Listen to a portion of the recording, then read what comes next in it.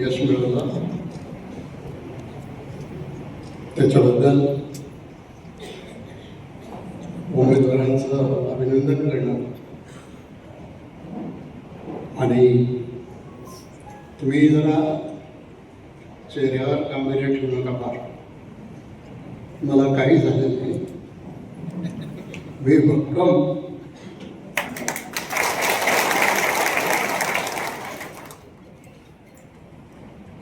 फक्त अजितदादांचं झालं त्याच्यामुळं मला भावना आवडत नाही. पण ठीक आहे, हळूहळू व्यवस्थित होईल. तर तुमचं सगळ्या विजयी उमेदवारांचं अभिनंदन. आपल्या 2 जागा जिल्हा परिषदच्या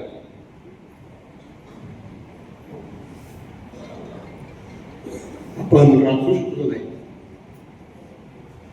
कार्यकर्त्यांनी मेहनत भरपूर केली. त्याचं यश तुम्हाला मिळालं. पहिलं तुमच्या सगळ्या कार्यकर्त्यांचं अभिनंदन. आणि 2 मतदारसंघामध्ये आपण आपल्या जागा राखू शकलो नाही. त्याची सगळी माहिती मी घेतली. त्याच्यानंतर आजचा जो आभाराचा मेळावा तो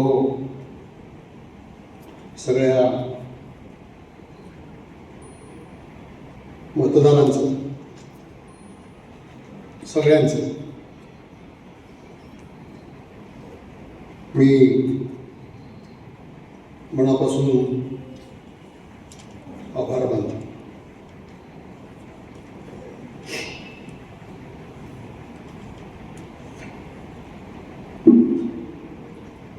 आपली गोडेगावची जागा ऐन वेळेला ठरवून सुद्धा 300 मतांनी फक्त आपण मारलो जिल्हा परिषद. तुलसीताई, सचिन, कळम गटातले, रांजणी गटातले सगळ्या कार्यकर्त्यांनी मेहनत केली. 28 तारखेला सकाळी बातमी आली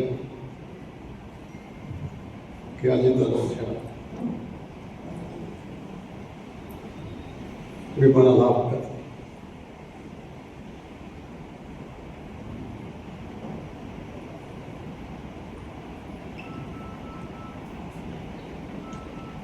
बहुतेक दादा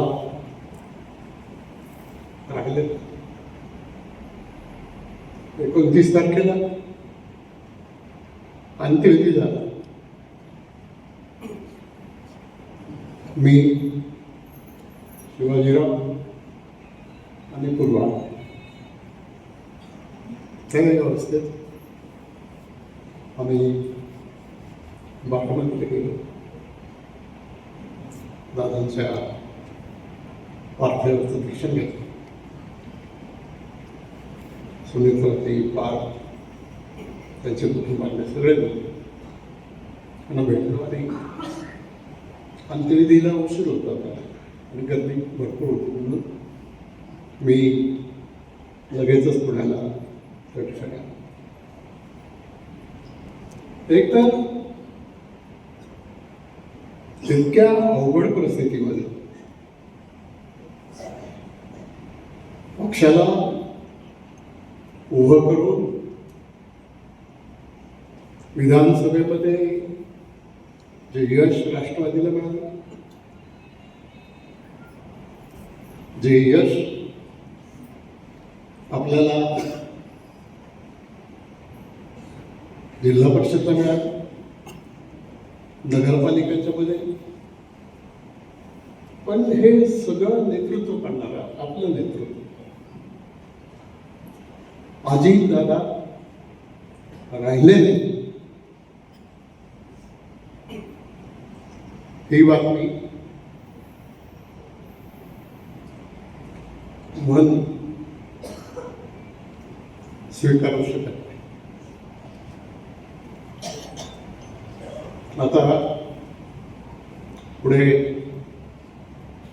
भविष्यात आपला हा जो राष्ट्रवादी परिवार आहे त्याच्यासमोर अनेक समस्या आहेत.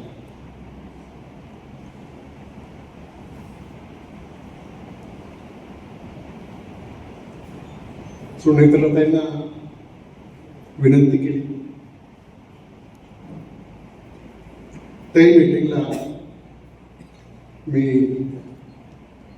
दिल्लीला गेलो आणि मग ज्या मीटिंगमध्ये सुनेत्राताईंची उमेदवारी उपमुख्यमंत्री पदाची निश्चित करताना पक्षाची जी मीटिंग झाली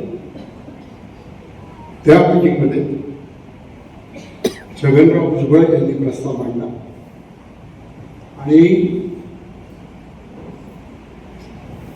पक्षातला ज्येष्ठ आमदार म्हणून मला त्या ठिकाणी अनुभव द्यायचा. मी वरिष्ठ नेत्यांना सांगितलं, ठीक आहे, मला शपथविधीला नाही येते. आणि त्याच्यानंतर मला मुंबईत जायला लागेल.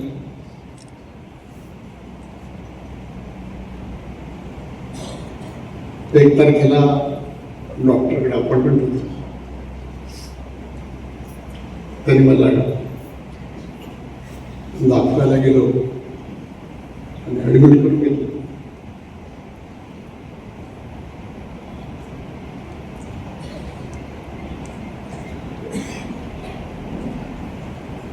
मनाची अवस्था ही होती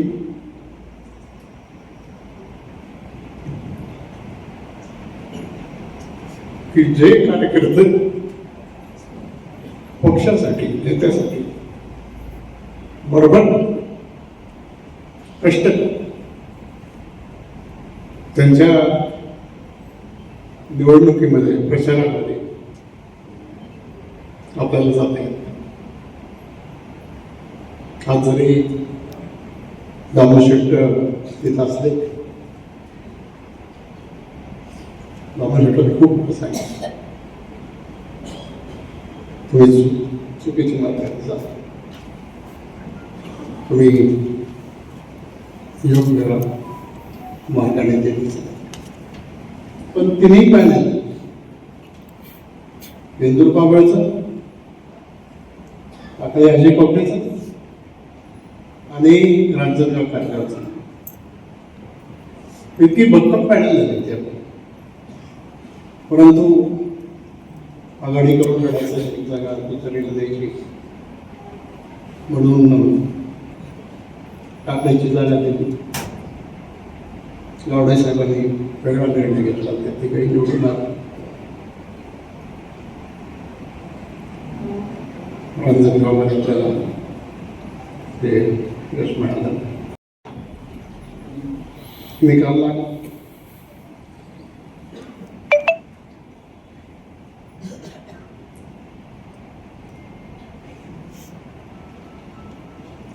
कार्यकर्ते लढत होते.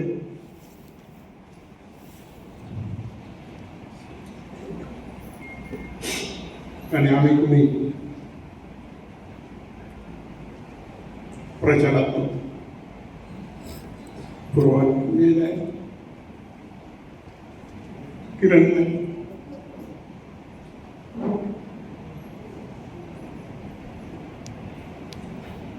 अफवा काय केली, मलाच तिकीट होतं, पण बंडी पाटलांनी सांगितलं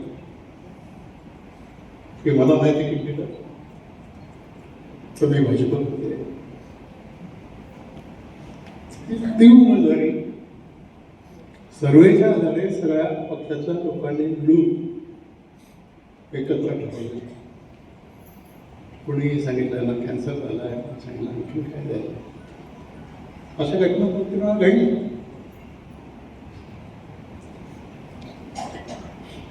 ठीक आहे,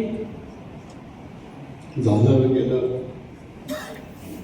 गंगेला मिळालं, आणखीन एक जागा वाढली असती. रोडेगावचे कार्यकर्ते, कृष्ण सातगावचे कार्यकर्ते, पेशवे नेते, सगळेच कार्यकर्ते म्हणजे मी कोणाला डावा होतो करू इच्छित नाही, परंतु आपण कुठंतरी कमी करू. तुम्ही मला सांगा की शिरूरच्या जिल्हा परिषदमध्ये मोनिकाताई हरमुदे ना तिसऱ्यांदा मला नाही किती मताधिक्य, 24,000 मतांच्या मताधिक्याने जिल्हा परिषद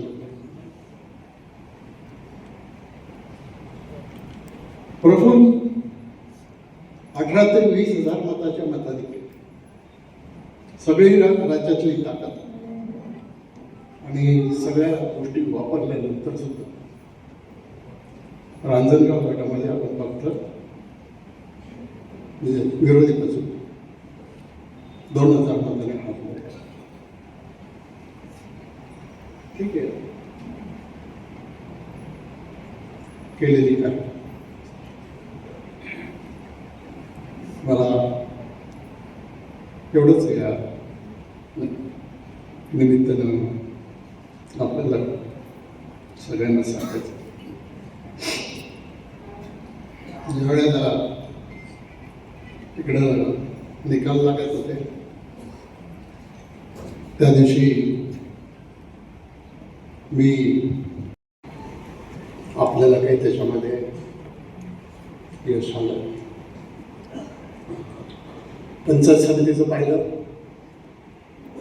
तर 10 पैकी 8 जागा आपण तुम्ही कार्यकर्त्यांना निवडून आणलं. तुमचं सगळ्यांचं, मतदारांचं, कार्यकर्त्यांचं, सगळ्यांचं एक मनापासून मी अभिनंदन करतो.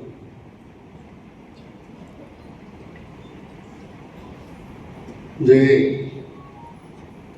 आमचे 2 उमेदवार रमेश खिलारी पत्नी आणि दुसरी लालनी गटातली जागा, त्या 2 जागा नाही म्हणून ठीक आहे, कुठेतरी कमी पडतो. दोष मतदारांना देऊन चालणार नाही.